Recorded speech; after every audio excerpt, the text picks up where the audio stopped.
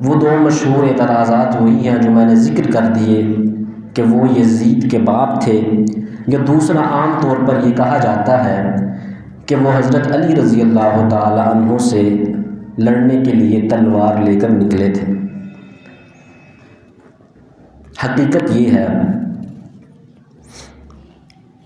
کہ پہلی بات کو دیکھا جائے کہ وہ یزید کے باپ تھے، تو اس بات کو بنیاد بنا کر طعن کرنا حضرت امیر معاویہ رضی اللہ تعالی عنہ پر اسلام کا نظام عدل و انصاف اس بات کی اجازت نہیں دیتا۔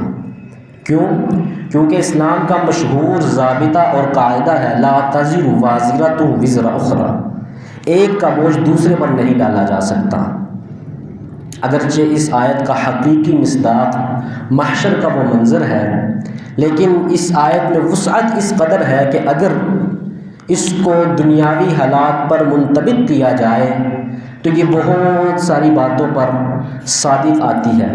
مثال کے طور پر قرآن کریم کا حکم ہے السارق والسارقۃ فاقطعوا ایدیہما، کہ چور کا ہاتھ کاٹ دیا جائے۔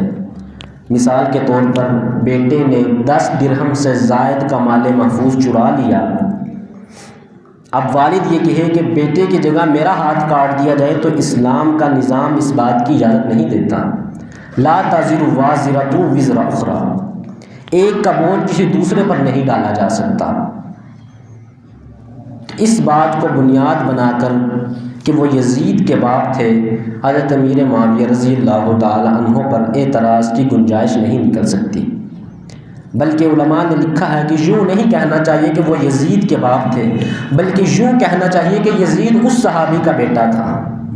جب بات اس طرح سے کی جائے گی تو اعتراضات میں جان جو ہے وہ کمزور پڑ جائے گی۔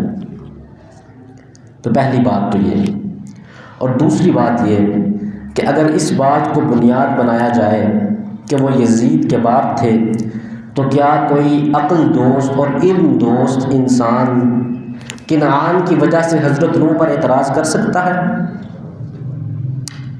کیا کوئی شخص حضرت لوط علیہ السلام کی بیوی کی وجہ سے ان پر اعتراض کر سکتا ہے؟ حالانکہ وہ کنفرم کافر تھے، قرآن نے ان کو کافر کہا ہے۔